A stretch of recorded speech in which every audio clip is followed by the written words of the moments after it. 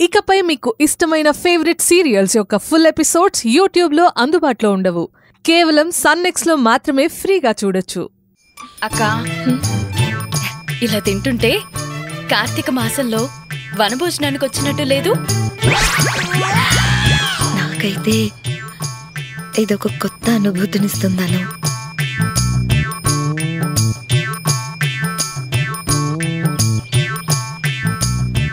ఏంటి మీరు ఇక్కడ కూర్చొని తింటున్నారు?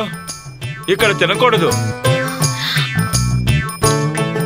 ఆల్రెడీ కూర్చొని తింటున్నాం కదా, అయిపోగానే లేచి వెళ్ళిపోతాం.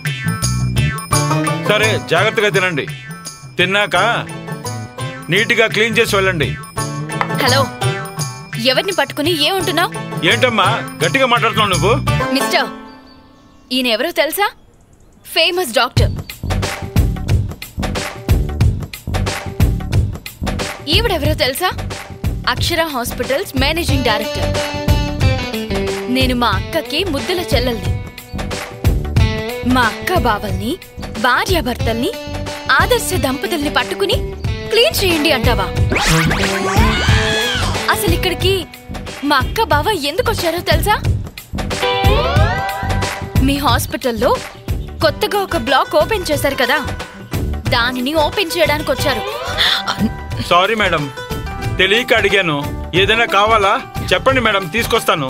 అవసరం లేదు, మీరు వెళ్ళండి. Okay madam. అను, కూర్చో. బావకి తినిపించక్క. చాలు, కడుపు నిండిపోయి మండిపోతుంది. మీ ఇద్దరు ముగిస్తే బయలుదేరదాం.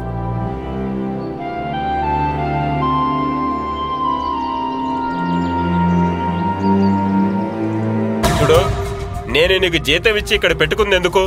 వచ్చిన పేషెంట్స్ గురించి పట్టించుకోవాలనే కదా. ఎవరు ఏమైపోతే మాకేంటి, నెల తిరిగేసరికి అకౌంట్లో అమౌంట్ వచ్చి పడుతుందని రిలాక్స్ అయితే ఎలా?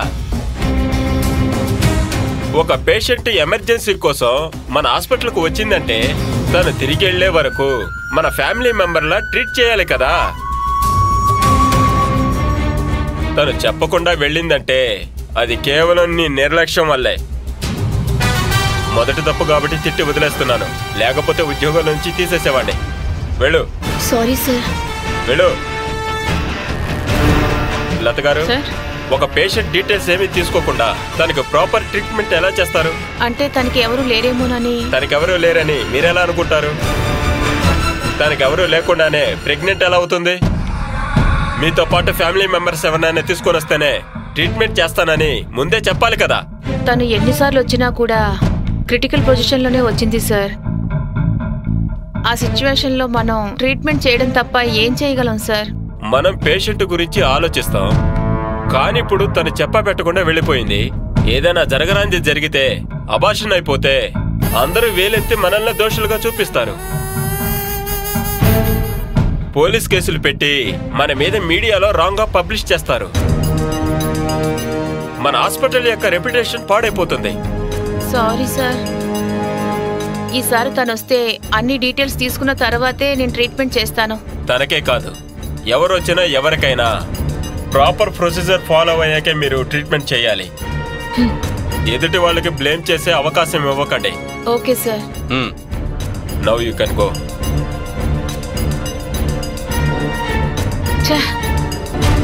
ఎంత పని చేసావమ్మా, నీ వల్ల నేను తిట్లు తినాల్సి వస్తోంది.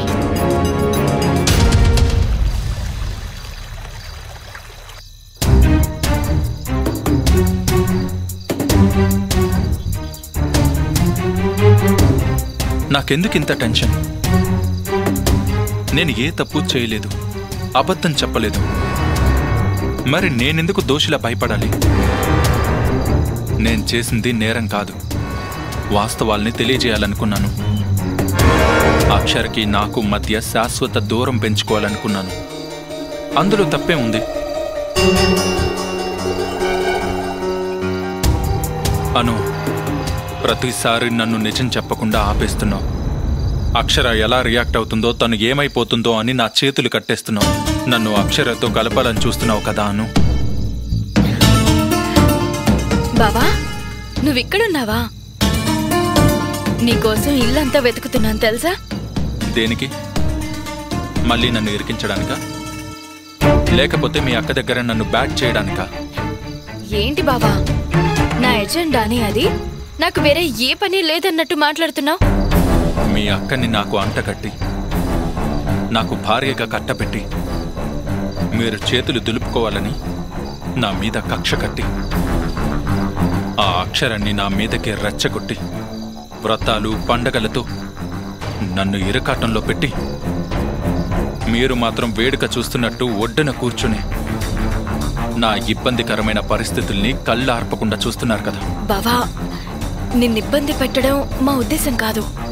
మరి ఏంటి మీ ప్లాన్? బావా, ప్లాన్స్ వేయడానికి, నిన్ను ఓడించి మేము గెలిచి ఆనందపడ్డానికి నువ్వు మా శత్రువి కాదు. సరే, అయితే ఎవరు నేను? మీ అక్కకి విడాకులిచ్చిన ఎక్స్ హస్బెండ్ని, నీకు తాళి కట్టిన భర్తని కాలేని డమ్మీ హస్బెండ్నా? మీ నాన్నకి పిల్లనిచ్చిన అల్లున్నా? చెప్పను. అసలు నేను ఇంట్లో ఎవరిని? మీకు నాకు సంబంధం ఏంటి? నీకు తెలీదా బావా? తెలియకే నేను తికమక పడుతున్నాను. తెలుసుకుందామని తప్పిస్తున్నాను. పడిన చిక్కుముడులన్నీ విప్పుకొని, వేసిన 3 ముళ్ళ విలువ ఎంతో తెలుసుకొని, నా కళ్ళు తెరుచుకుందామని తాపత్రయపడుతున్నాను. బావా, నువ్వు కోపంలో ఉన్నావు, అందుకే సహనం కోల్పోయి మాట్లాడుతున్నావు. ఓర్పు పట్టు బావా, ఓపిగ్గా ఉండు. ఎన్నాళ్ళు? ఇంకెన్నేళ్ళు? ఇంకా ఎన్ని జన్మలు? మీ అక్క మారాలి అని, చాలా గొప్పది అని నిత్యం నా దగ్గర మీ అక్క స్తోత్రం చదవడం కాదు, మన ఇద్దరికి పెళ్ళయిందని, మనిద్దరం భార్యాభర్తలమని మీ అక్కకి చెప్పు. బావా, అక్క పరిస్థితి గురించి ఆలోచించవా? తనున్న పొజిషన్లో నిజం తెలిస్తే ఏమవుతుందో ఆ మాత్రం అర్థం చేసుకోలేవా? నేను కూడా డాక్టర్నే అను. అక్షర ఏమీ హార్ట్ పేషెంట్ కాదు. మనం విషయం చెప్తే గుండె ఆగిపోవడానికి. బావా ప్లీజ్, ఇన్నాళ్ళు ఆగావు, ఇంకొన్నాళ్ళు ఆగలేవా?